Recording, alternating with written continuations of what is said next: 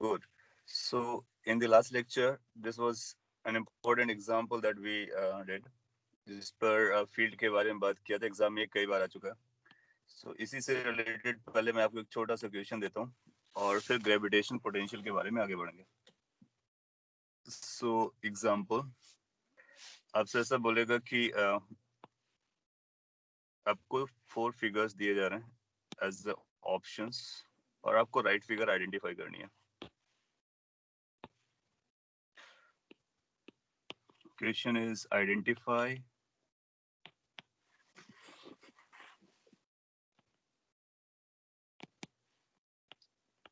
the correct option. So अगर आपसे correct option और थोड़ी सी इंफॉर्मेशन प्रोवाइड करेगा कि यूनिफॉर्म मास डिस्ट्रीब्यूशन था या स्फेरिकल स्फीयर था, स्फीयर था. तो यूनिफॉर्म वर्ड को भी अपने को ही याद रखना है क्योंकि ये सारी स्टोरी यूनिफॉर्म के लिए हुई. फिर आपको कुछ ऑप्शंस बना के देगा. लैग इज देयर, माइट भी थोड़ा सा लैग हो क्योंकि नेट की स्पीड का इशू है. So if it is a small lag, please do cooperate. If it is too much, let me know. I will be waiting for that. A lot of lag.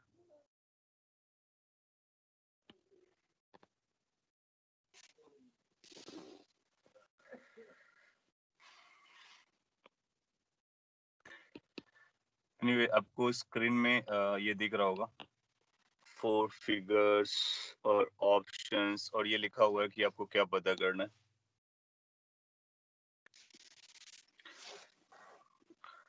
So ये spherical bodies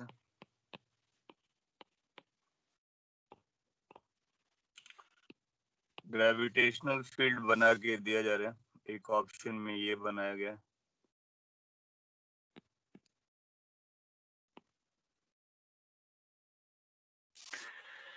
another option में ये बनाया गया. Another option में ये बनाया गया. And another option में आपको कुछ ऐसा बना के दिखाया गया.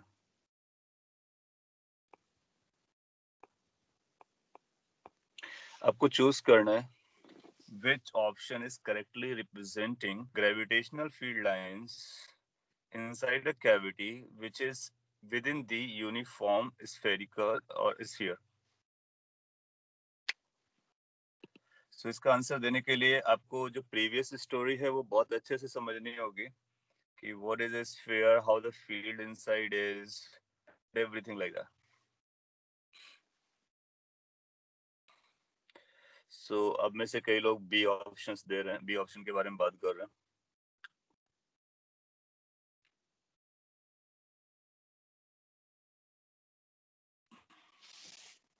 और ऑफ कोर्स ये अंडरस्टूड है कि हम लोग ग्रेविटेशनल फील्ड लाइन की बात कर रहे हैं. Gravitational field line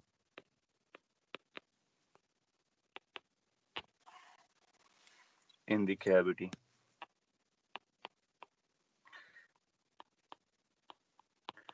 okay, that's good कि सभी ने बी आंसर दिया है. और इसके पीछे लॉजिक क्या है जो प्रीवियस स्लाइड अभी हम लोगों ने देखा था एग्जैक्टली वही है. फील्ड निकालना है तो उसके लिए क्या करते हो, सेंटर से सेंटर निकालोगे और उसको डी बोलते हो. अगर आपने उसको डी बोला है तो माइनस डी की डायरेक्शन में होती है. सो ये डी वेक्टर था और वो माइनस डी की डायरेक्शन में होती है. तो इसकी जो डायरेक्शन होगी टूवर्ड द सेंटर की तरफ आनी चाहिए, डी के अपोजिट आनी चाहिए. तो ये जबकि उसके 90 डिग्री है, सो दैट्स रॉन्ग. इस केस पे आप जब देखोगे सो इसके सेंटर से सेंटर को ज्वाइन कराओगे ये डी वेक्टर ओ से ओ डैश और माइनस डी आया था, इसका मतलब टूवर्ड्स माइनस डी आएगा, इसलिए करेक्ट जा रहा है. इस केस में क्या इशू है, इस केस में आप देखोगे कि इसको इससे ज्वाइन करोगे तो ये डी की डायरेक्शन में है, ओ से ओ डैश की डायरेक्शन में है. सो ये जस्ट अपोजिट है तो ये एक्सेप्ट नहीं करोगे. और डी के साथ क्या इशू है, सिमिलर टाइप का इशू डी के साथ है कि इसका अगर जो डिस्टेंस सेंटर से सेंटर का आपने चूज किया था उसके निगेटिव डायरेक्शन में होना चाहिए, ये अपने को पता है. So B is absolutely correct answer. और ये आपको चेक करके बताता है कि क्या आपने उसके इनसाइड की फील्ड को समझा है। मैं ऑप्शंस थोड़ा सा और डिफिकल्ट बना सकता था, जैसे कि अगर मैं दो फिगर दिखाता जिसमें टूवर्ड्स दी सेंटर दिखाया गया होता, जैसे मैं एक और ऑप्शन यहाँ पे बनाता और हाँ ये फील्ड लाइंस हो गए। मैं एक क्वेश्चन से आपको रिकॉल करा दे रहा हूँ, दैट्स ऑल। सपोज कर लीजिए एक ऑप्शन में ये दिया गया होता और तो फिर क्या इसको हम करेक्ट समझते हैं इनकरेक्ट समझते हैं? जो लास्ट मैंने एक अलग से फिगर बनाया है, you can call it as option number E. So is this a correct option और इनकरेक्ट ऑप्शन? इनकरेक्ट ऐसा आप बोल रहे हो। और आपको ये भी समझ में आना चाहिए why this is incorrect, because that is indicating non uniform characteristic. So जो बी ऑप्शन है तो पैरेलल लाइन आनी चाहिए, इक्वी स्पेस्ड होनी चाहिए। E would have been wrong option. B is only the correct option. It must be parallel toward the minus D vector. इसीलिए हम लोग उसको towards center नहीं बोल रहे हैं, क्या बोल रहे हैं? Towards minus D vector and it has to be parallel. Good. So point is you have got it. और in case अगर आपको इसका solution देखना है properly, so see the last example of last lecture. Now we can move ahead towards new topic that's called gravitational potential.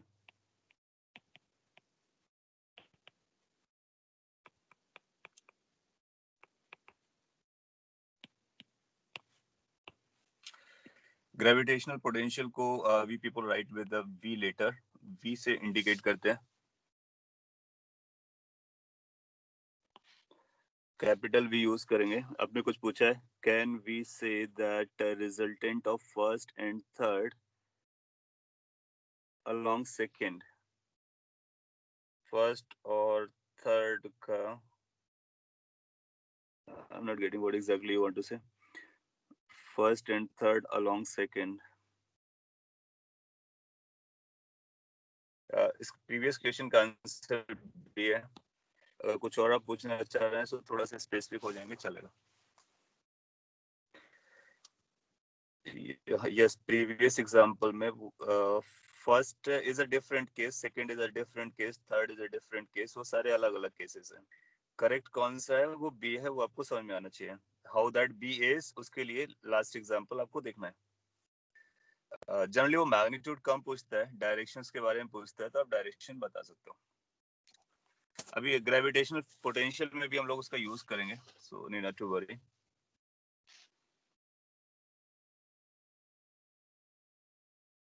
हाँ yes, वो yes ऐसा आप बोल सकते हो कि जो फील्ड होता है वो वेक्टर होता है, तो उसका रिजल्टेंट की तरह से डील किया जा सकता है अगर दो को मिला दिया जाए तो।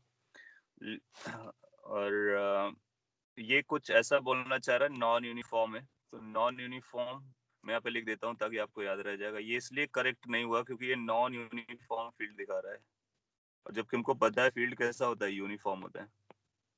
तो जो मैंने चारों एग्जाम्पल दिए थे उसमें यूनिफॉर्म शो किया गया था, और जो रॉन्ग हुआ वो नॉन यूनिफॉर्म की वजह से ये रॉन्ग हुआ था। Can we go for this next? That's called gravitational potential.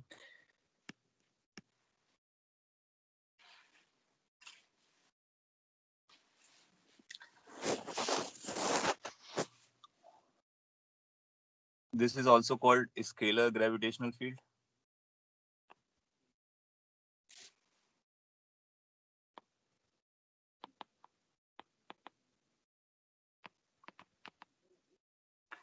So this is also called a scalar gravitational field. It's a scalar quantity.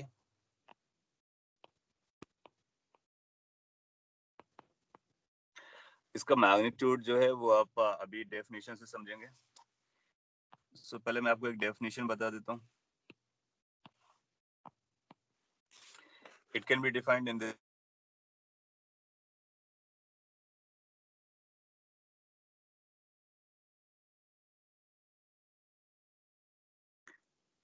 मैं फिर से बोलता हूँ, it is the amount of work done by external agent in moving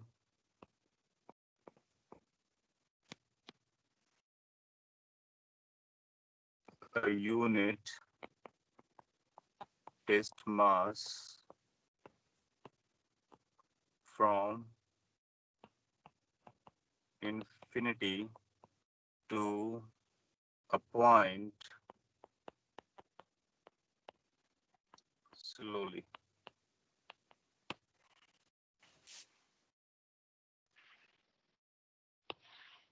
So इसके definition को पहले मैं explain कर देता हूँ. इट सेज कि अगर आपको स्क्रीन पे दिख रहा होगा, मोस्ट लाइकली दिखना चाहिए, और मैंने शॉर्ट में लिखने की कोशिश किया. It is the amount of work done. So work done आप ऑलरेडी समझ चुके हो. वो वर्क डन आपको कैलकुलेट करना है. किसकी वजह से? By external agent, not because of gravitational force but because of external force in moving a unit test mass. Unit test mass is a mass having one unit magnitude from which location from infinity to a point. जिस point पर आप लेकर आना चाहते हो infinite से उस point तक लाने में यूनिट मास को एक्सटर्नल एजेंट के द्वारा how much work is going to be done, that quantity is known as gravitational potential. और जब इसको आप लेकर के आ रहे होगे तो इसको स्लोली लेके आने का, बहुत स्लो लेकर के आने का. थोड़ा सा कॉन्सेप्चुअल एंगल है, तो उस कॉन्सेप्ट को पहले हम लोग समझ लेंगे, फिर calculation is going to be quite simple. इसका मीनिंग क्या हुआ? इसका मीनिंग ये हुआ, मैं आपको एग्जाम इसको एक्सप्लेन करता डिटेल में. लेट्स अपने पास एक ये मास रखा हुआ है. Because of this mass there is going to be gravitational field in this of better कि gravitational field आता है, और उसके बारे में आप समझ चुके हो. और मैं भी एक्सप्लेन करता हूँ, सारे टर्म्स को एक्सप्लेन करता हूँ. आप ये पता है कि अगर आप इनफाइनाइट डिस्टेंस पे जाएंगे, so how much the gravitational field at infinity is going to be. आप हमारे साथ आंसर करेंगे तो आपको भी समझ में आएगा और आप रिलेट कर पाएंगे. इनफाइनाइट पर ग्रेविटेशनल फील्ड की वैल्यू 0 होती है. Understood, great, that's a great point. So ये 0 वैल्यू इनफाइनाइट पर होती है. लेकिन अगर हम किसी पी पॉइंट पर आएंगे, लेट्स एक पॉइंट पी है जो कि सर्टेन डिस्टेंस पर है यहाँ से. इस पी पॉइंट पर ग्रेविटेशनल फील्ड अगर आप कैलकुलेट करोगे तो वो नॉन जीरो आएगी. Yes, 0 is the correct answer for infinite case, and non-zero is going to be the case for any other point except the infinite. So, अब आपको जर्नी कहाँ से लेके चलनी है? इनफाइनाइट से और किसी पी पॉइंट तक लेके आनी है. तो इसको मैं सिंपल टर्म्स में ड्रॉ करता हूँ. लेट्स से अपने पास एक पॉइंट पी है जो हमारे इंटरेस्ट का पॉइंट है, और इस पॉइंट पर हम एक इनफाइनाइट से पार्टिकल को लेके आ रहे हैं और स्मॉल मास को लेकर के आ रहे हैं, यूनिट मास को लेकर के आ रहे हैं. जब कभी हम किसी पाथ पर सॉल्विंग कर रहे होते हैं किसी क्वेश्चन को, या किसी ओवर द टाइम सॉल्व कर रहे होते हैं, तो हम एक जनरल लोकेशन कंसीडर करते हैं. फिर उस जनरल लोकेशन के बाद उसको इंटीग्रेट, डिफरेंशिएट जो भी करना होता है वो करते हैं. सो कभी ना कभी आपका पार्टिकल यहाँ पे रहा होगा. जब आपका पार्टिकल इस लोकेशन पे रहा होगा तो ये स्मॉल एम है. Now again two masses, capital m is the original mass which is there, और small m is a test mass. So small m is unit test mass. Small m इसको testing purpose के लिए use कर रहे हैं. मैं थोड़ा सा स्लो और डिटेल में इसलिए जा रहा हूँ ताकि आपको ये कॉन्सेप्ट समझ में आ जाए. पोटेंशियल क्या होता है, how theoretically it is defined, फिर numerically it's going to be easy. इस लोकेशन पर आने के बाद फिर आप इसको आगे लेके आ रहे होगे towards the point P. Point P पर लाना अपना टारगेट. ना इस पर्टिकुलर लोकेशन पर इसका एबिलिटी ड्रॉ करते हैं तो फोर्स देखते हैं, तो आप पाओगे कि इस पर फोर्स, ग्रेविटेशनल फोर्स लग रहा होगा टूवर्ड्स द मास जो ओरिजिनल मास रखा हुआ था. और फिर अपने को एक फोर्स भी लगाना है. अपने को इस तरह से फोर्स लगाना है so that it move slowly. Slowly means, वो भी मैं यहाँ पे लिख देता हूँ, slowly implies no acceleration. That means no change in kinetic energy, no change in magnitude of velocity. So slowly means That's the meaning of slowly, which further means net force must be zero. Now, you know this gravitational force is something that is going to be there. You can't stop it. And your purpose is to bring it slowly. So your purpose is to bring with zero acceleration, and you are allowed to apply a external force. So can you let me know कि जो आप external force लगा रहे होगे उसकी direction किधर होनी चाहिए, towards capital M और away from the capital M?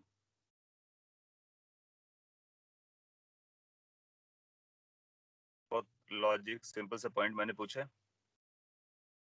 Away, that means you are getting it.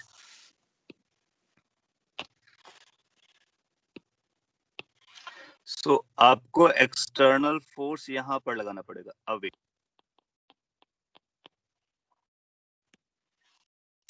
Fine, you are getting it. So external force has to be away. Now यहाँ पर अगर आप ध्यान से ऑब्जर्व करो तो थोड़ा सा आपको अनकंफर्टेबल फील हो सकता है, बट वो कॉन्सेप्चुअली करेक्ट है. आप एक्सटर्नल फोर्स लगा करके एक पार्टिकल को पी पॉइंट पर लेकर आना चाहते हो. कहाँ से ला रहे हो? इनफाइनाइट से. लेकिन आपको फोर्स उसको लाने की अपोजिट डायरेक्शन में लगाना पड़ रहा है. ऐसा अपोजिट इसलिए लगाना पड़ रहा है क्योंकि आपका पर्पस था स्लो लाने का और ग्रेविटेशन फोर्स ऑलरेडी प्रेजेंट था. मोर ओवर आप ये भी क्लेम करोगे कि जो आपका एक्सटर्नल फोर्स है, this must be equal and opposite of the gravitational force. So this conclusion comes out because of the condition of definition. तो डेफिनेशन की वजह से ये निकल करके आता है कि आपको एक्सटर्नल फोर्स केवल उतना अप्लाई करना पड़ेगा जितना ग्रेविटेशनल फोर्स एक्ट करेगा. मोर ओवर आपको एक्सटर्नल फोर्स ग्रेविटेशनल फोर्स की डायरेक्शन के अपोजिट लगाना होगा. ये सारा स्लोली कंडीशन की वजह से आता है. अगर आपको यहाँ तक चीजें समझ में आती हैं, इसके आगे की स्टोरी आप इजिली कैरी कर ले जाओगे, simply because work done calculate करना आपको आता है और फिर आप डेफिनेशन बना दोगे. So if you are comfortable we can move ahead now onwards. Now अपने को निकालना था पोटेंशियल, और ये पोटेंशियल है work done by external agency divide by unit mass. So we will start with this कि ये हमारी डेफिनेशन है. Why it is required to be slow. This is required in order to define this potential. और अगर इसको energy के term में अभी आप समझोगे तो आपको और क्लियर होगा कि इसको इस तरह से हम स्लोली क्यों लेके आते हैं. उसका पर्पस है कि हम एनर्जी कंजर्वेशन यूज करना चाह रहे हैं या फिर मैकेनिकल एनर्जी यूज करना चाह रहे हैं. और उसके लिए अगर हमको फॉर्मूला ड्राइव करना है तो फिर इस कंडीशन को लेके आना है. Otherwise change in kinetic energy भी अपना रोल प्ले करेगी. So this is how this definition is purely bookish definition. Book के हिसाब से डेफिनेशन है और जो उसको फॉर्मूला डेरिवेशन करने में हेल्प करती है. अब कैसे फॉर्मूला वर्क करेगा उसके लिए हम लोग आगे बढ़ते हैं. नाउ इसके बाद हम लोग वर्क एनर्जी थ्योरम लगाएंगे. कहाँ से? Between infinite and general point.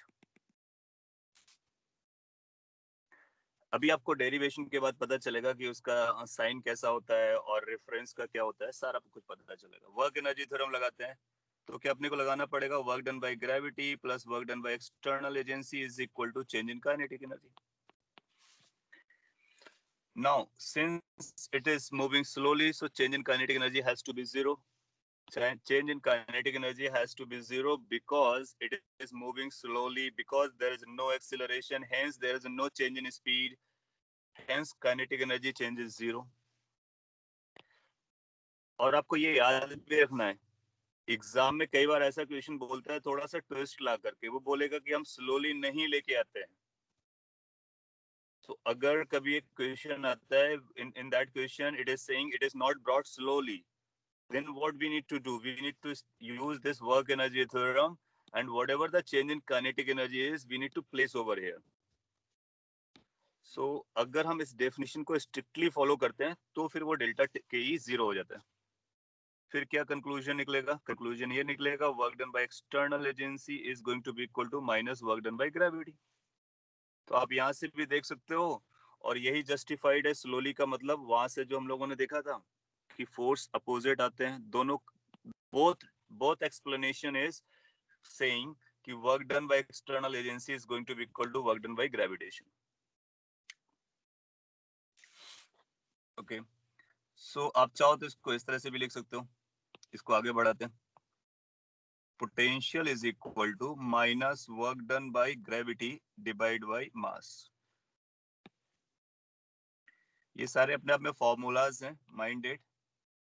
और कई बार ऑप्शन देगा 4 ऑप्शन कि v की value work external work by m होता है, minus external work by m होता है, minus gravitational work by m होता है, plus gravitational work by m होता है. तो आपको याद रखना है एक्सटर्नल केस में आपको प्लस साइन लगाना है, ग्रेविटेशनल वर्क लिखोगे तो माइनस साइन लगाना है. क्यों आ रहा है? Because of this reason. यहाँ तक अगर स्टोरी समझ में आता है तो फिर हम लोग इसको फॉरवर्ड कैरी कर सकते हैं. Now what is work done bye gravitation? It's very simple. It's a work done by gravitation is equal to force of gravitation into displacement. और कहाँ से कहाँ तक? Infinite से P point तक. So this was the definition of work done by any force. So infinite से start करोगे आप P point तक लेके आओगे क्योंकि आपको infinite से P तक लेके आना है. जमता है?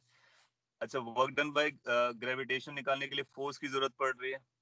तो since force की जो value, force of gravity, उसको लिखोगे is going to be G. और सिंपली आप ऐसा लिख सकते हो कि mass into gravitational field.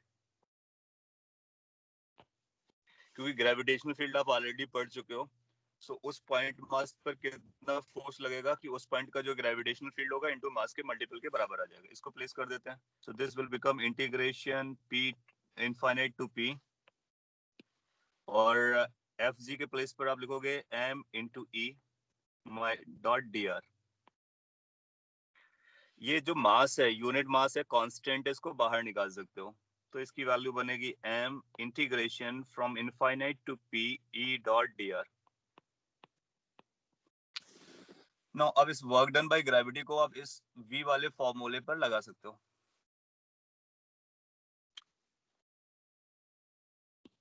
Okay, मैं थोड़ा सा वेट कर लेता हूँ अगर लैग जा रहा है. आप इसको नोट कीजिए. और यहाँ से v की डेफिनेशन आपके पास आ रही है. Is going to be minus m integration this to p e dot dr divided by another mass. Not much like, okay, if it is working well, that's good. So यहाँ से small और small m को आपस में cancel out कर दोगे because that was not needed at all. So potential का formula आ जाएगा. Potential is equal to minus integration e dot dr from infinity to that point.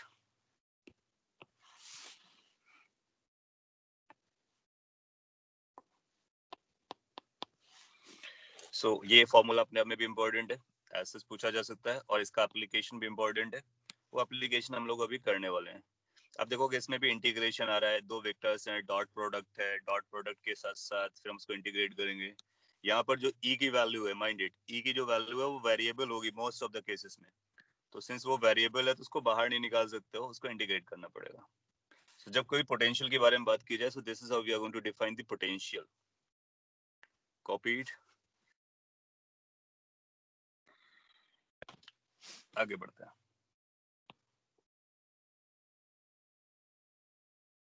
और नेक्स्ट पॉइंट लिखते हैं ग्रेविटेशनल पोटेंशियल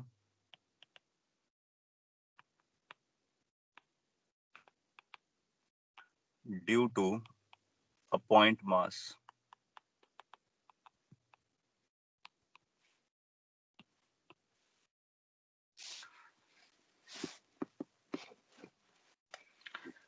ओके, आपके doubts हैं तो मैं डाउट को भी पहले कंसीडर कर लेता हूँ, फिर इसको पढ़ेंगे. Gravitational potential due to a point mass. जैसे हम लोगों ने ग्रेविटेशनल फील्ड को पहले पॉइंट मास की वजह से निकाला, फिर उसको जनरलाइज किया, किसी भी मास की वजह से कैलकुलेट करने की कोशिश की. सिमिलरली इसको भी हम लोग पॉइंट मास से स्टार्ट करेंगे और बाकी सारे केस के लिए यूज करेंगे. आपने पूछा why v is equal to, this is how the definition was. अब देखो ये डेफिनेशन जो आपको बताई गई थी, डेफिनेशन को आपने मैथमेटिक्स के फॉर्म में लिखा. Definition says work done by external agent per unit mass.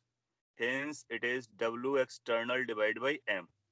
वो कौन सा m जिसको आप मूव करा रहे हो, वो m नहीं जो रखा हुआ है, और जिस m को आप मूव करा रहे हो वो अल्टीमेटली कैंसल्ड आउट हो जाता है। तो डेफिनेशन को ही हम लोगों ने सिंपलीफाई किया।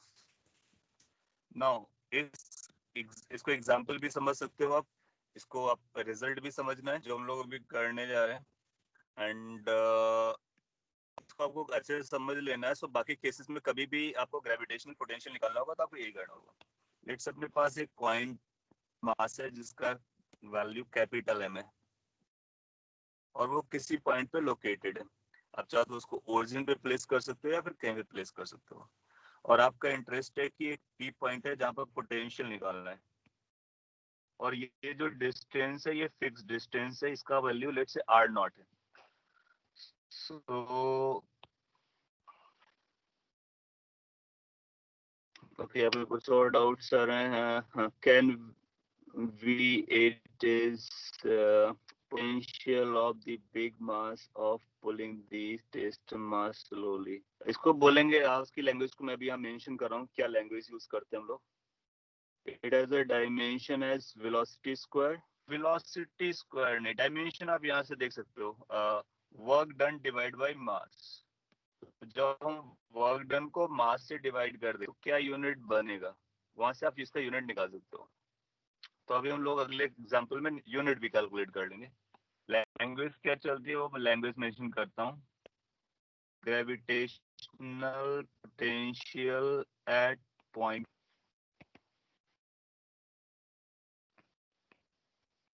Due to mass m, that is how we are going to write the language.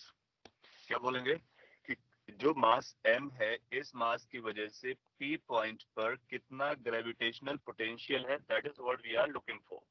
अब इसको कैलकुलेट करने के लिए जो डेफिनेशन है, ये जो मैथमेटिकल रिलेशन है, उसको हमको फॉलो करना होता है। एक बार मैं आपको ड्राइव करके दे देता हूँ, वंस एंड फॉर ऑल, हमेशा के लिए आपको उसको डायरेक्ट फॉर्मूला यूज करना है।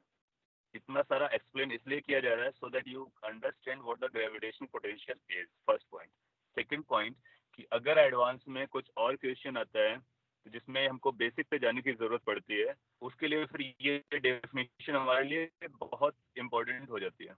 अदरवाइज अगर हमको डायरेक्टली आगे बढ़ना था तो मैं आपको डायरेक्ट फॉर्मूला भी दे सकता था और कुछ न्यूमेरिकल्स करा सकता था। So from the point of view understanding the concept और उसके एप्लीकेशन के लिए ये स्टोरी बहुत है। लैंग्वेज क्या है, gravitational potential at point P because of mass m। इसको जब हम लोग कैलकुलेट करेंगे तो फिर हम क्या बोलेंगे कि एक स्मॉल m को हमको इनफाइनाइट से लेके आना है। जब हम इनफाइनाइट से लेकर के आ रहे होंगे तो कभी ना कभी इस लोकेशन पर होंगे। इस लोकेशन को हम r समझ लेते हैं, that is at a distance r। और इसको आप स्लोली लेकर के आ रहे हो, जब आप स्लोली लेकर के आ रहे होगे तो आप इसे फोर्स दिखाओगे तो यहाँ पर ग्रेविटेशनल फोर्स लगे, और अपोजिट डायरेक्शन में आपको एक्सटर्नल अप्लाई करना पड़ेगा क्योंकि आपका पर्पज है स्लोली लेके आना। इन दोनों पर्पज को मीट करने के लिए अब आप ये पोटेंशियल की डेफिनेशन यूज करोगे। सबसे पहले आप ये कैलकुलेट करोगे कि आप पर ग्रेविटेशनल फील्ड कितना है। जब आप ग्रेविटेशनल फील्ड कैलकुलेट कर रहे होगे तो आपको पता चलेगा ग्रेविटेशनल फील्ड होती है Gm/r² इन माइनस r कैप। क्योंकि आपको पहले डॉट प्रोडक्ट करना है इसलिए आपको प्रॉपर डायरेक्शन के साथ लिखना होगा। That is the field at point where the mass is at this particular instant. जब ये मास अपनी लोकेशन चेंज करेगा तो फील्ड बदलेगा, फील्ड बदलेगा तो ग्रेविटेशनल फोर्स चेंज करेगा, ग्रेविटेशनल फोर्स चेंज करेगा, इसलिए आपको एक्सटर्नल एजेंट वाला एक्सटर्नल फोर्स को भी आपको एडजस्ट करना पड़ेगा। दैट मीन्स अगर इस डेफिनेशन को फॉलो करना है तो अपने को एक्सटर्नल फोर्स को इस तरह से चेंज करना है जिस तरह से ग्रेविटेशनल फोर्स चेंज होता है, मीनिंग जिस तरह से ग्रेविटेशनल फील्ड चेंज होता है। Making sense? अब आप पोटेंशियल के फॉर्मूले पे आओ। Formula become simplified like infinite से point and E dot D R. Vibes में कुछ फ्लक्चुएशंस आ सकते हैं because as I have said कि नेटवर्क का थोड़ा सा इशू है। सो इसके बाद रिकॉर्डिंग है, you just go through recording once मोर।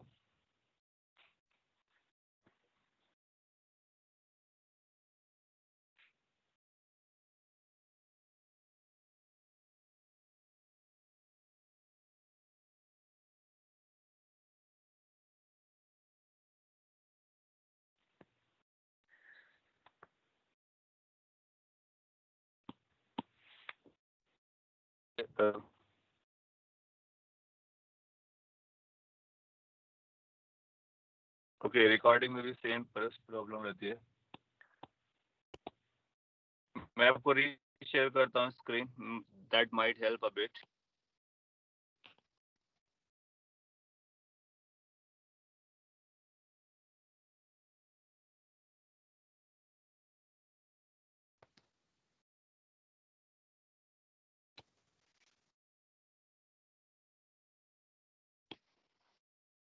क्या अभी आपको स्क्रीन दिख रहा है?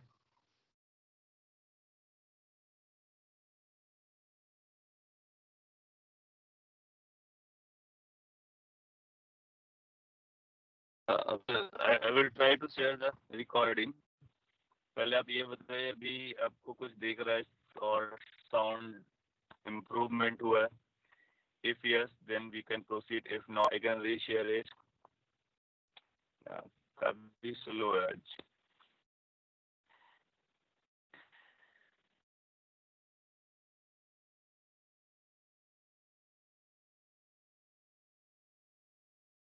No improvement in the sound. Voice is still breaking. Screen is visible.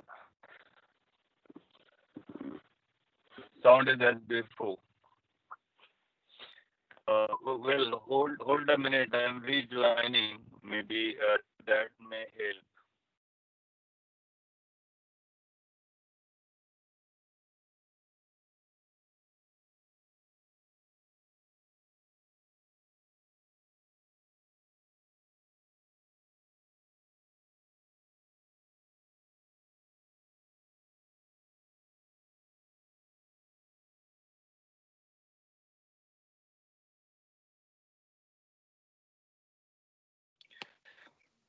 Let's hope कि अभी आपको थोड़ा सा improved sound आ जाए, so that I can explain it in much better way.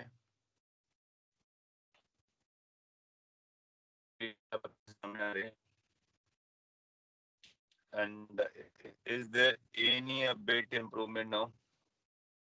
If it is a little bit, you can adjust for them being. Or I will be slow. I'm not fast as of now. और slowly मैं explain करता हूँ, re-explain भी कर रहा हूँ. Quite good. Okay, that's great. So sorry क्या है, फिर से बोलता हूँ. Point mass की वजह से, हाँ, मैं आपका नीले आपका आंसर दे रहा हूँ। पॉइंट मास की वजह से आपको ग्रेविटेशनल पोटेंशियल पार्टिकल को लेके कहाँ से आना है? इनफाइनाइट से लेके आना है। And at which point you want to bring it from infinity to point B, that's the entire journey. और अगर आप इनफाइनाइट से पॉइंट पी तक लाना चाहते हो तो बीच में कभी ना कभी आप जिस लोकेशन पे शो किया गया उस लोकेशन, ओके। तो अगर आप इस मोमेंट को देखते हैं तो ग्रेविटेशनल फील्ड का फॉर्मूला ये बन जाएगा, जो आपको ग्रेविटेशनल फील्ड अगर आपको समझ में आता है तो पोटेंशियल को हम इस तरह से लिखते हैं, v is equal to minus integration infinite to p e dot D R. तो जर्नी कहाँ से कहाँ तक चल रही है? इनफाइनाइट से लेकर के p पॉइंट। और जो r पॉइंट लिया गया, r इज अ वेरिएबल, तो r को केवल एक पॉइंट के लिए यूज किया गया। यस, इनफाइनाइट पर ग्रेविटेशनल पोटेंशियल जीरो हो जाएगा और उसको मैं अभी कंक्लूड कर दूंगा। If f external fg, then how will it move from infinity? Okay, that's conceptual point. So infinite से कैसे मूव कर रहे हैं, उसके लिए मैं आपको बोलता कि जो डेफिनेशन है, you just follow the definition, कि इसको आप स्लोली लेके आ रहे हो। और जब आप स्लोली लेकर के आ रहे हो तो इवन अगर बहुत निग्लिजिबल स्पीड होगी तो वो निग्लिजिबल स्पीड से आप लेके आ रहे हो। और this is just a definition. Practically आप इनफाइनाइट से नहीं ला सकते हो कि बिकॉज आपको इनफाइनाइट जाना भी फिजिबल नहीं है। और दूसरा पॉइंट ये भी है कि इनफाइनाइट से किसी पी पॉइंट पर लाना प्रैक्टिकली बहुत डिफिकल्ट स्टोरी है। सो इसको मैं आगे बढ़ाता हूँ, अब में से कई लोगों को दिख रहा है, समझ में भी आ रहा है। नाउ इसके बाद ई की वैल्यू रखते हैं, that is capital G capital M upon R square minus R vector R cap dot, how we can write D R? dr vector कभी आपको लिखना होता है तो आप लिखते हो dr r. This is how dr is written. So इसकी वैल्यू आ जाएगी dr r cap from infinite to point p. So v becomes minus और माइनस को आप एडजस्ट कर लो तो ये प्लस हो जाएगा.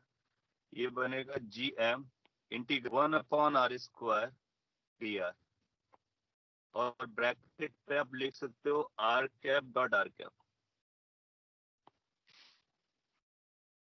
क्या आप बता सकते हो ये r cap dot r cap की वैल्यू क्या होगी? बहुत सिंपल सा क्वेश्चन, छोटा सा पूछा मैंने आपसे. कैन वी से कि r cap dot r cap की वैल्यू हम पता कर सकते हैं, and that is basically use of dot product of two unit vectors plus 1. So इसलिए ये 1 हो जाएगा, 0 नहीं होगा, नॉन जीरो. इट्स 1. अगर 0 होता तो सारी स्टोरी खत्म हो जाती. इट्स 1. यस. अब आप इसको सिंप्लीफाई करते हो तो ये बनेगा जी एम. यूनिट वेक्टर भी नहीं है, उसको 1 बोलेंगे. 1 and unit vector both are different. One is without direction, unit vector has a direction. So r dot r is 1. Anyway, आप उसको करेक्ट कर लीजिए और ये r raised to power -2 dr from infinity to point p. इसका integration सभी लोग जानते होंगे कि x raised to power n का फॉर्मूला, उसमें x raised to power n का फॉर्मूला लगाएंगे. सो this will become gm -1/r. Limit runs from infinity to point p. अब आप p की लोकेशन को रखेंगे, इनफाइनाइट की लोकेशन को रखेंगे. p जो है वो बेसिकली r0 है. So this will get converted into minus gm in bracket 1/r0 minus 1/infinite. What is 1/infinite? That is 0. That gets converted into minus gm/r0. तो पता चला कि जो पोटेंशियल है वो आ रहा है minus capital G capital m/r0. ये फाइनल रिजल्ट है जिसको हम लोगों ने अभी तक प्रूव किया है और उसके पीछे जितनी भी फिजिक्स है, जितना भी कॉन्सेप्ट है, उसको समझने के लिए कोशिश किया. ये जस्ट कॉपी इट और फिर इसके बेसिस पे क्वेश्चन हम लोग करना स्टार्ट कर दे. इस पे कोई डाउट रह गया हो तो आप जरूर पूछिए. Why dr r cap not minus r cap? This is how the dr is written. कभी भी हम dr लिखते हैं तो r की डायरेक्शन में लिखते हैं और r की डायरेक्शन होती है r cap. इस सोल्यूशन के बाद अब आपके जितने भी क्वेश्चंस होंगे बहुत इजी जाएंगे. इस फॉर्मूले का यूज करते रहेंगे, अपने आंसर आते रहेंगे. आपने अगला डाउट पूछा है, is infinite a relative position depending upon the mass m? Infinite is just a reference.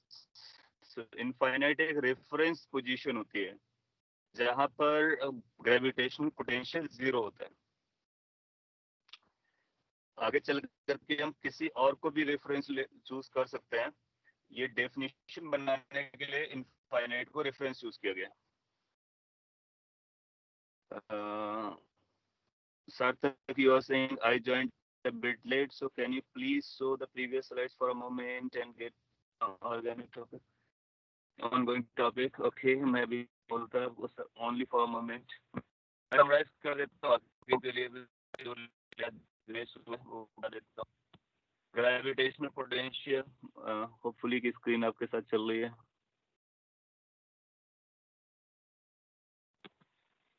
Yes, practically कोई इनफाइनाइट नहीं होता है, तो हम डेफिनेशन बनाने के लिए इनफाइनाइट को यूज करते हैं. We started with this gravitational potential. I don't know whether the screen is moving with this. अभी आपको दिख रहा होगा स्क्रीन. ग्रेविटेशनल पोटेंशियल का एक डेफिनेशन बनाया गया. डेफिनेशन के अकॉर्डिंग हम लोगों ने उसका फॉर्मूला डेरिवेशन किया. Now we have come to a very important formula. इस डेफिनेशन को एक्सप्लेन करते हुए से रिलेटेड स्टफ यहाँ पर बनाया. Wait a minute, I am representing. Screen को मैं फिर से शेयर करता हूँ so that we help.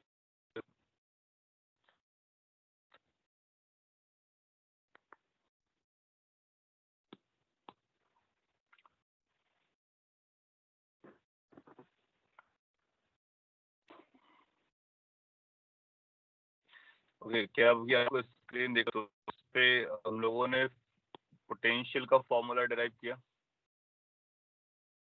Logically how potentially independent of mass of, okay, उसको भी मैं एक्सप्लेन करता अभी। इस पोटेंशियल का फॉर्मूला जो अब आप स्क्रीन पे दिख रहा है इस समय, ये बेसिक फॉर्मूला है।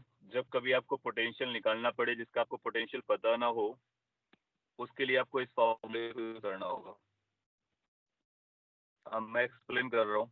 फिर इसके बाद में ये एक पॉइंट मास की वजह से कितना पोटेंशियल आता है उसको ड्राइव किया गया है यहाँ पर नेक्स्ट स्लाइड पर। और पॉइंट मास अगर आपका कैपिटल एम है तो उसकी वजह से ग्रेविटेशनल फील्ड पर आप फिजिकली कनेक्ट करो तो आपको पता चलेगा कि जब आपको पोटेंशियल निकालना होगा उस सिचुएशन में आपको फील्ड को जानना बहुत जरूरी है।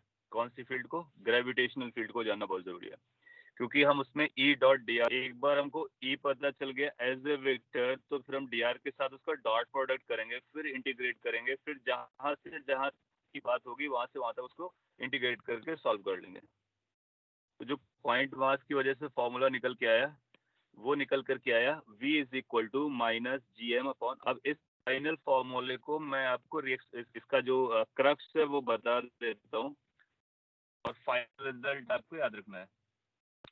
तो क्रक्स क्या है वो आप यहाँ पे देख सकते हैं। स्क्रीन चल रहा है आपके साथ या फिर से फ्रीज हो गया?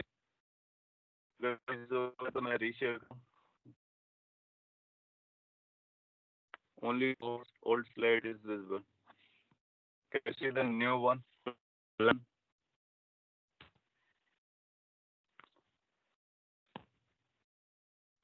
Uh,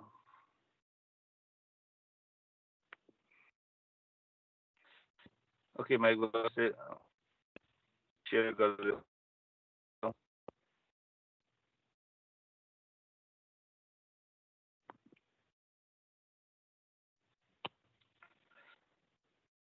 So जो स्लाइड है मैं उसको एक बार फिर से री एक्सप्लेन कर रहा हूँ। रिजल्ट क्या है या फाइनल कंक्लूजन क्या है, अगर आपको स्क्रीन में भी दिख जाए तो आपको ये देखना है। किसी भी पॉइंट मास की वजह से, because of certain point mass, जिस तरह से जिस the way you used to find the gravitational field, exactly similar way पर आपसे कोई पूछेगा किसी भी पॉइंट मास की वजह से ग्रेविटेशनल कितना है, ये कितनी डिस्टेंस पर, लेट्स से r डिस्टेंस पर, किस पॉइंट पर, p point. so how much the potential at p point is, sometimes we write as a vp. vp means potential at point p.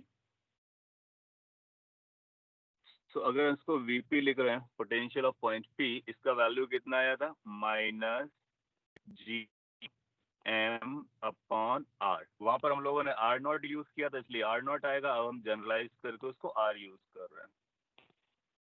So that is the formula, minus G M upon, you remember the formula of gravitational field.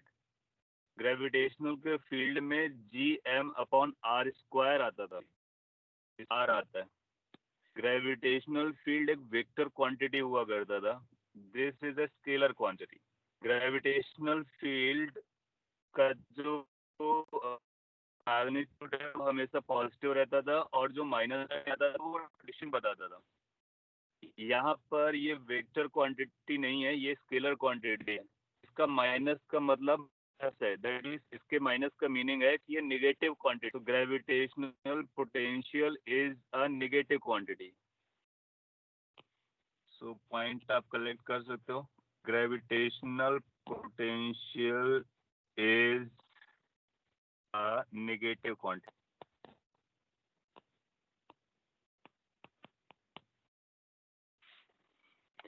Since आपने derivation अभी देखा है और those who are following properly और जिनको समझ में आया है, कने क्या कर सकते हो कि why this gravitational potential is a negative quantity. अगर एग्जाम में क्वेश्चन ये पूछता है कि ग्रेविटेशनल पोटेंशियल नेगेटिव क्यों होता है, सो हाँ, that's what I am asking. जो निनांद आप पूछ रहे हो, द सेम कि अगर कोई आपसे पूछता है why this gravitational potential is negative, can you answer the reason behind. Reason उसी में जो अभी हम लोगों ने एक्सप्लेन किया है. F external and are in opposite direction. Two directions. Scalar nature and tendency of it to make net force zero. आप काफी क्लोज हैं आपके answers, but not to the point. Look at the definition and try to answer it. Look at the definition and try to answer it. Voice may be cracking a bit. So my question is why this gravitational potential is negative, and can you answer? You people are answering to very close level. We are taking its reference in finite. Well, not exactly. We are trying to do work against it. Yeah. So इसका जो definition है उसी पर answer. अगर definition को पढ़ोगे तो definition बोलता है कि वर्क डन बाय एक्सटर्नल चाहिए, और work done by external agent he gravitational potential होता है पर यूनिट मास. और सिंस आपने देखा कि एक्सटर्नल फोर्स इस तरह से एक्ट कर रहा है कि work done by external force is negative. So since work done by gravitational force is negative, hence potential is negative. अब नामिश ने लिखा है because the work done by external is negative होना चाहिए. हाँ, close, you are very close to it. So reason is, मैं यहाँ पे लिख देता हूँ, बिकॉज एक्सटर्नल एजेंट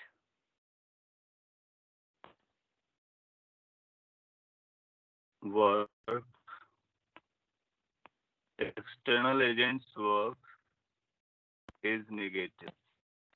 So कभी आपको थ्योरेटिकल क्वेश्चन पूछता है तो आप उसका रीजन इसको अप्रोप्रिएट बोलेंगे, क्योंकि डेफिनेशन के अकॉर्डिंग एक्सटर्नल एजेंट का वर्क चाहिए होता है, बट वो वर्क नेगेटिव आएगा. क्यों? क्योंकि आपने अभी डायरेक्शन देखी, जिस डायरेक्शन में आप उसको लेके आते हो उसके अपोजिट लगा तो वर्क डन नेगेटिव आता है, और इसलिए ग्रेविटेशनल पोटेंशियल नेगेटिव आएगा. तो आप पाओगे कि ग्रेविटेशनल पोटेंशियल हमेशा नेगेटिव आएगा. It's all minded. Previous slide में एक बार शो करता हूँ. अगला आपने पूछा है which force is considered external force in free fall case. फ्री फॉल केस में कोई एक्सटर्नल से free fall, that means there is no external force, it's only gravitational force. और यहाँ पर हम एक्सटर्नली अलग से लगा करके डिफाइन कर रहे हैं, इसलिए आप उसको एक्सटर्नल फोर्स बोलोगे. प्रीवियस स्लाइड मैंने आपको दिखाया है, अगर आपको विजुअल है आप देख लीजिए एक बार के लिए, इसके बाद हम आगे बढ़ते हैं. हाँ, there is no external force in free fall, it's only gravity that acts. अब ग्रेविटी को अगर एक्सटर्नल कहना चाहो तो कह सकते हो.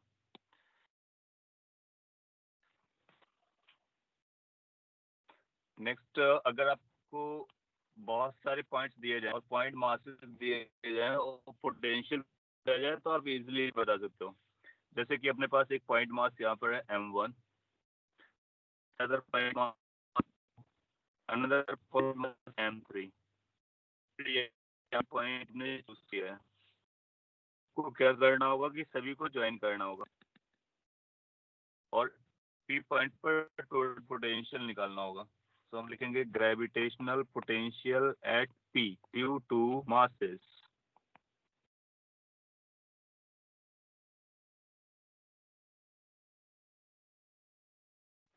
Vp is equal to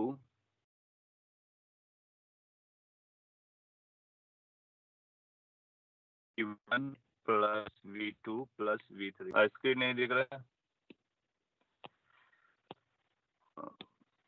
This lag is killing the efficiency. we can't do much. Well, wait a minute. I'm just resharing the screen. It will be going smooth in for some time.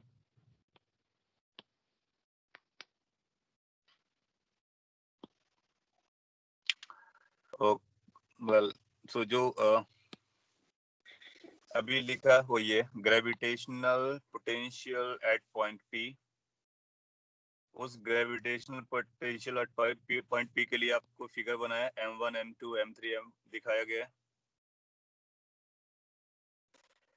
क्या अभी आपको screen दिख रहा है? नहीं, screen नहीं दिख रहा है आप लोगों को।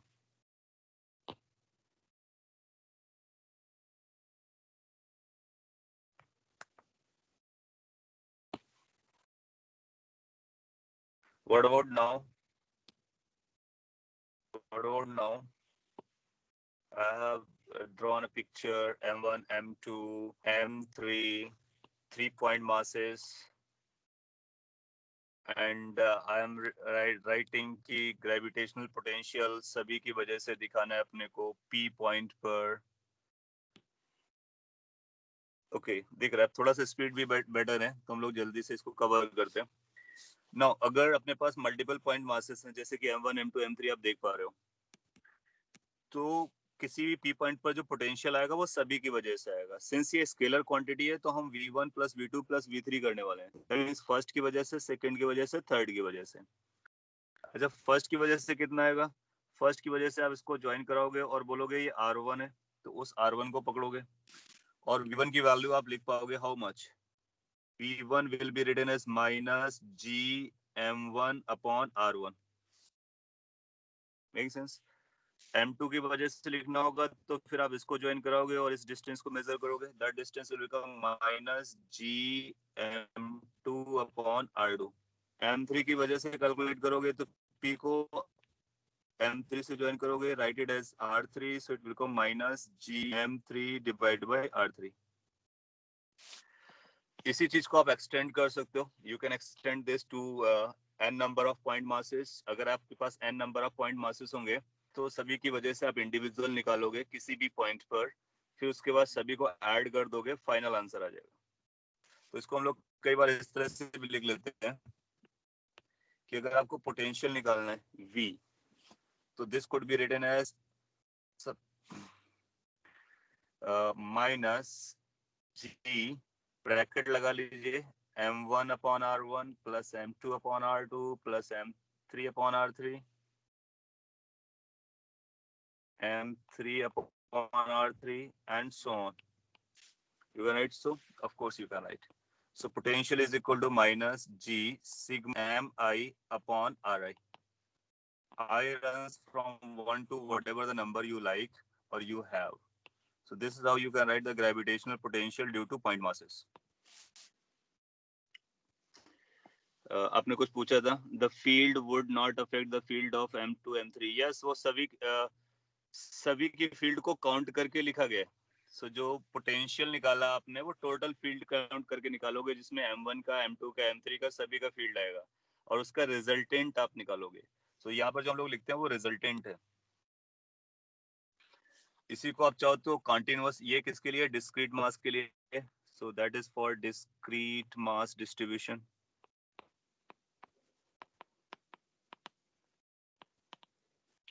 कॉन्टिन्यूअस मास डिस्ट्रीब्यूशन के लिए क्या आएगा? इसको आप ऐसे लिख सकते हो, minus G integration DM upon R. बहुत इंपॉर्टेंट फॉर्मूला है, छोटा सा फॉर्मूला है। माइनस जी आप बाहर निकाल लोगे क्योंकि वो कांस्टेंट है, बार बार अपीयर करेगा, और इंटीग्रेशन डीएम अपॉन आर लगाओगे। एंड इसको करने के बाद आप बता सकते हो कि पोटेंशियल कितना आ रहा है, और ये कॉन्टिन्यूअस की वजह से आता है। अब में से कोई ये बता पाएगा कि इसके लिए लिमिट क्या लगाएंगे? What the limit we should apply for this case जो कॉन्टिन्यूअस के लिए बनाया है? आपको दिमाग लगाना पड़ेगा तभी आप आंसर कर पाओगे। ये जो फॉर्मूला मैंने लिखा इसमें इंटीग्रेशन आया, इस इंटीग्रेशन की लिमिट क्या जाएगी? मैं आपको कुछ ऑप्शन दे देता हूँ क्योंकि आपको बताने में इशू बन सकते हैं। पहला ऑप्शन है इनफाइनाइट टू पॉइंट पी, अगर कोई पॉइंट पी चूज करेंगे तो उस पॉइंट पी के लिए। दूसरा ऑप्शन है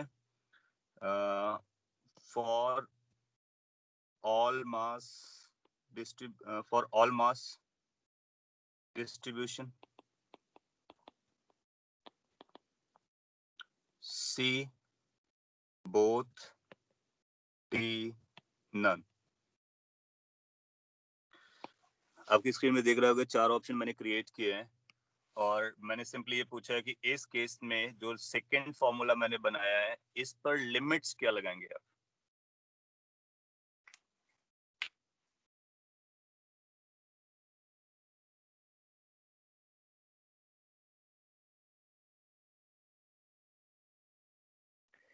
काफी वेरिड आंसर्स आ रहे हैं. कुछ लोग बी बोल रहे हैं, कुछ ए बोल रहे हैं, सी भी बोला जा रहा है.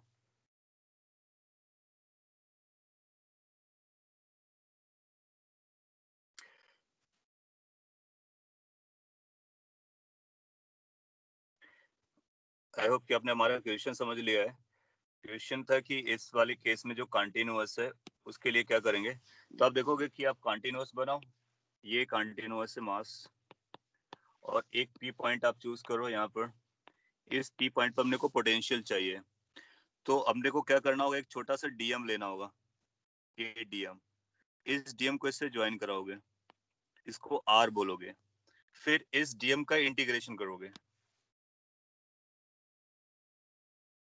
जो आप इंटीग्रेशन कर रहे हो ना,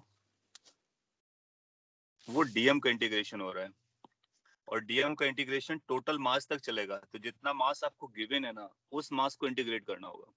So this dm has to be integrated over all the mass that is present in the continuous case. अगर रॉड है तो रॉड के एक एंड से लेकर के दूसरे एंड तक. डिस्क है तो 0 रेडियस से लेकर के फुल रेडियस तक. Similarly sphere, similarly cylinder, similarly everything else. तो इसके लिए हम ए नहीं लगाएंगे, इसके लिए हम क्या लगाएंगे, ऑप्शन बी ऑप्शन लगाएंगे. ऑल भी नहीं लगाएंगे, आई मीन लाइक बोथ भी नहीं लगाएंगे, क्योंकि इसमें हमारा इंटीग्रेशन इनफाइनाइट वाला केस है ही नहीं. हम लोग इंटीग्रेशन डीएम का कर रहे हैं. सो पॉइंट इज कि दूसरा वाला फॉर्मूला बना है वो फर्स्ट वाले फॉर्मूले से सिंप्लीफाइड करके बनाया गया. So limit has to run for all the mass. Will save affect the potential? Of course it will, क्योंकि आपको जब इंटीग्रेशन करोगे तो फिर इंटीग्रेशन की बाउंड्री, जो मास है उसकी बाउंड्री की लिमिट लगानी पड़ेगी, तो शेप बदलेगा, तो पोटेंशियल बदलेगा. During integration also R also changes. Of course R को चेंज होना पड़ेगा, तो आर की वैल्यू हम रखेंगे, या फिर हम डीएम को आर के टर्म में रखेंगे. और ये आर कौन सा आर है, ये आर है पी पॉइंट की मास से डिस्टेंस. सो पी पॉइंट की मास से डिस्टेंस को आर बोल रहे हैं. अगर ये आपको समझता है तो हम लोग आगे बढ़ते हैं. आपको एक और क्वेश्चन मैं वो पिक करता हूँ, फिर आपको इसका एग्जांपल दिखाता हूँ, फिर आप इसका यूज करना स्टार्ट कर देंगे. Logically how can potential be independent of mass of test mass? अब देखो क्या ना, जो टेस्ट मास है वो टेस्टिंग पर्पस के लिए यूज किया गया था, और आप देखोगे कि पोटेंशियल जो होता है, जो एग्जिस्टिंग मास होता है ना, उस पर डिपेंड करता है. सो ये जो मास हमारा है ना, इस पर पोटेंशियल डिपेंड करता है. सो डिफाइन किया गया है कि जो मास एग्जिस्ट करेगा उसकी वजह से वो पोटेंशियल आता है. Field of because of the existing mass and potential also because of the existing mass. इसलिए यूज किया गया था सो दैट कि फॉर्मूला ड्राइव कर सके, ये कॉन्सेप्ट क्रिएट.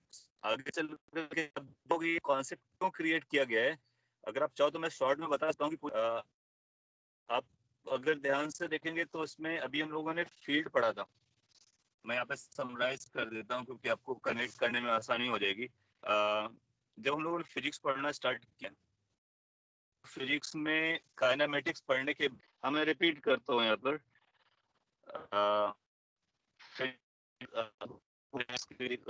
ओके, फिजिक्स में हम लोगों ने काइनेमेटिक्स पढ़ा था, जानने के लिए मोशन कैसे होती है. पहला जो इम्पोर्टेंट पॉइंट पढ़ा था वो फोर्स पढ़ा था, जो कि डीप बहुत लंबे समय तक जाएगा. फोर्स एनएलएम चैप्टर में पढ़ा था. उसके बाद दूसरा हम लोगों ने एनर्जी पढ़ा था, वर्क उसी से रिलेटेड है.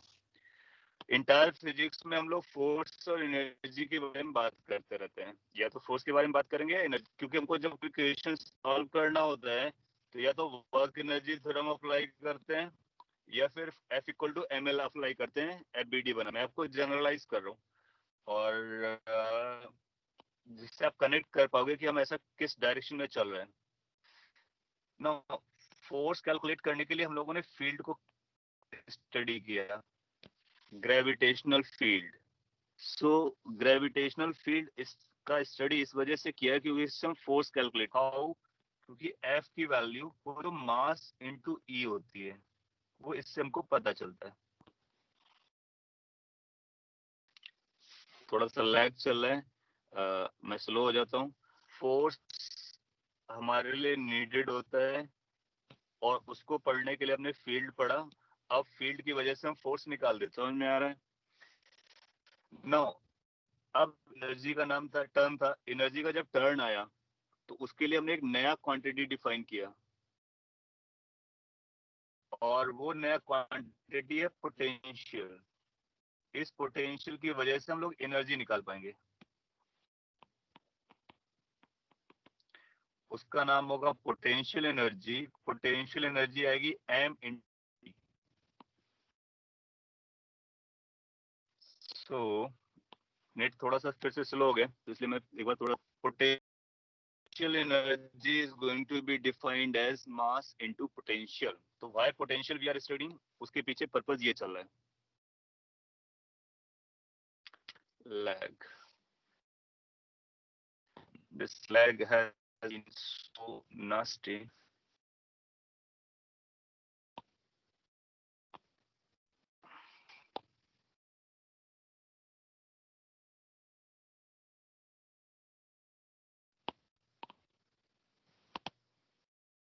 Okay, मैं स्क्रीन को फिर से शेयर कर रहा हूँ। Just 1 minute, you can have questions.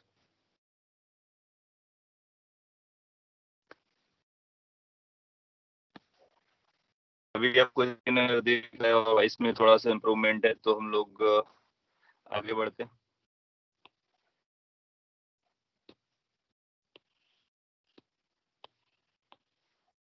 Screen, is there any improvement in the voice?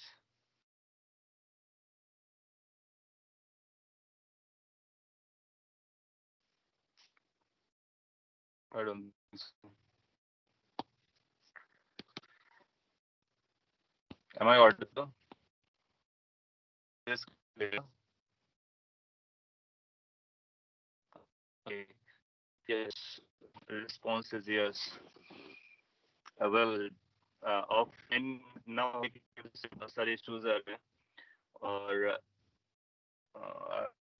जितना मैं प्रॉपरली समझने की कोशिश करता हूँ बट ये स्पीड उसको किल कर देता है। Is it happening in all lectures or this case? आज फिजिक्स के साथ ज्यादा कुछ इशू है क्योंकि because I am a bit outside, so net थोड़ा सा फ्लक्चुएट कर रहा है।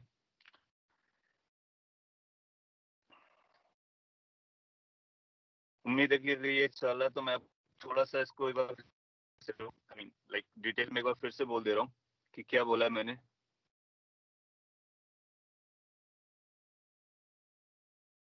ओके, आज ज्यादा हो रहा है। आज सुबह से ही नेट बहुत इश्यू बना रहा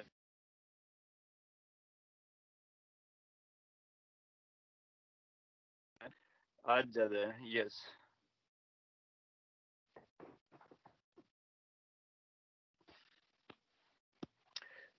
ओके, अगर बहुत ज्यादा इश्यू होगा तो इसको मैं समराइज भी कर दूंगा नेक्स्ट क्लास में। अगर आपका मिस हुआ है recording, if need will be there, I will be summarizing it in the next lecture.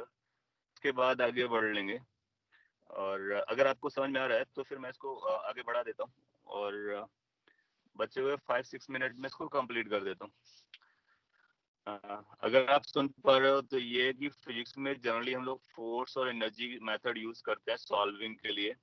Force को यूज करने के लिए ग्रेविटेशनल फील्ड को स्टडी किया। I am just explaining why we are studying these things. So gravitational field का purpose था कि हम फोर्स कैलकुलेट कर पाए और फोर्स को हम m इंटू ई से लिख देते हैं। पोटेंशियल क्यों स्टडी किया जा रहा है, वजह क्या है कि हम एनर्जी बता पाए और एनर्जी को हम लोग लिखने वाले हैं मास इंटू पोटेंशियल। तो फोर्स एक वेक्टर क्वांटिटी होता है इसलिए फील्ड एक वेक्टर क्वांटिटी था पोटेंशियल एक स्केलर क्वांटिटी, एनर्जी एक स्केलर क्वांटिटी होता है, इसलिए हम पोटेंशियल को स्केलर लेके चलते हैं। और this is how it is being defined. तो उसकी डेफिनेशन बहुत स्पेसिफिक वे पे डिफाइन की गई है। आगे चल करके उसको हम जनरलाइज और बेटर वे पे कर लेते हैं। तो ये प्रीवियस स्लाइड में हमने आपको बताया, उस फॉर्मूले को हम लोग अभी एक यूज कर लेते हैं एग्जांपल से, and that will be done for the day. Example,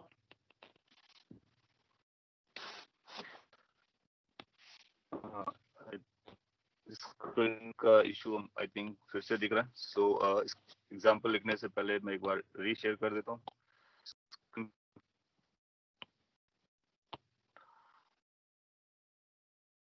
और इसका आंसर आप सकते हो, आप ग्रेविटेशनल फील्ड के आंसर दिए हैं, इसका डेफिनेटली दे सकते हो। तो एज एग्जांपल,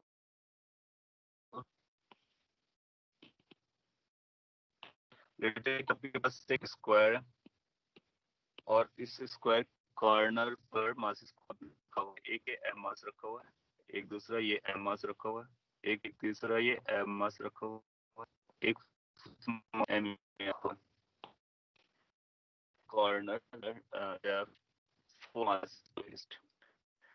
उसका सेंटर पॉइंट चूज किया गया ओ, और आपसे पूछा गया आइडेंटिफाई द करेक्ट ऑप्शन और choose the correct option. You can't see anything, you should be, screen देख रहा है आप लोगों को? It's visible. I can also see that. So you आप एक बार फिर से डिस्कनेक्ट होकर के कनेक्ट हो जाएं, तो आपको देखिए choose the correct option.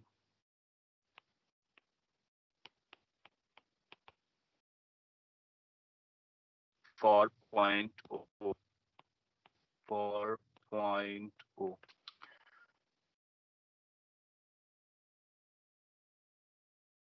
the options are these A B C। मैं पहले रख रहा हूँ, E की वैल्यू O पर नॉन जीरो है और V की वैल्यू नॉन जीरो है। E की वैल्यू नॉन जीरो है, V की वैल्यू जीरो है।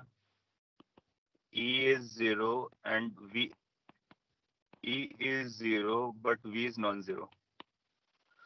So अगर ये चार ऑप्शंस आपको दिखते हैं O पॉइंट के बारे में, O is the center point, identical at all vertices, we need to opt the correct option. For point O, it is related with potential as well as with field.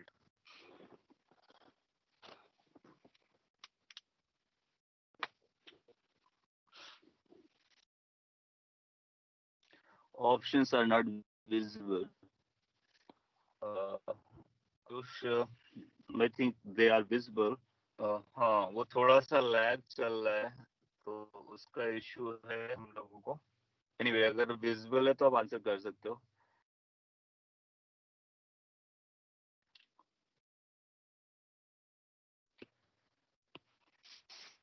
O point पर field कितना होता है ये तो आपको पता है, field zero होता है। We had this example, field के बारे में एग्जांपल हम लोगों ने किया। सो अगर फील्ड का एग्जांपल आपको पता है तो जीरो वाला लेने हुआ आइदर सी और D.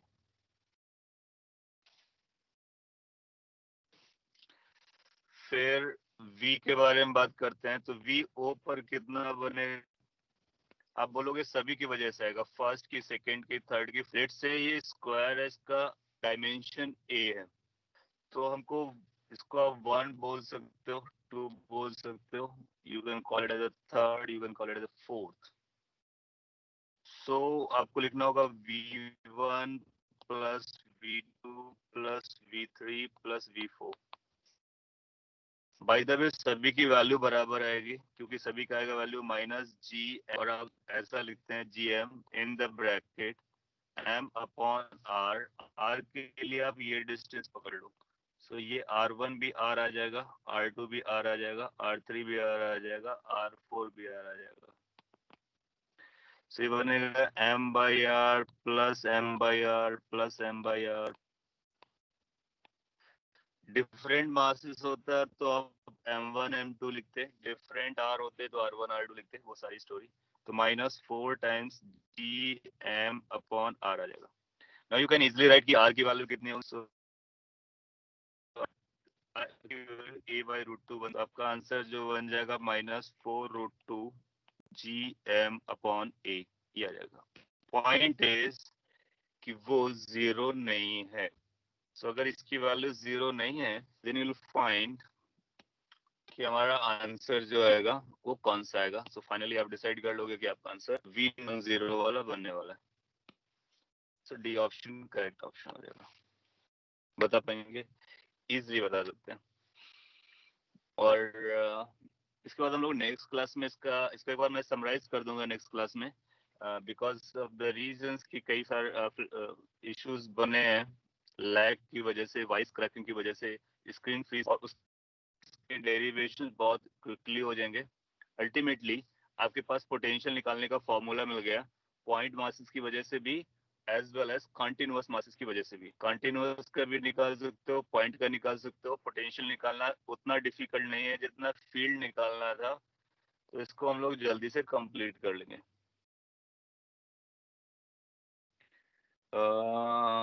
Let us give today's KVPY example till 2 AM. So you want कि उसका ड्यूरेशन बढ़ाया जाए? चलिए उसके बारे में बात कर लेते हैं, पहले मैं इसको फिनिश कर लेता हूँ। So those who want, we have done with इस क्लास में मैं इसको समराइज कर दूंगा, और आज के लिए इतना ही है।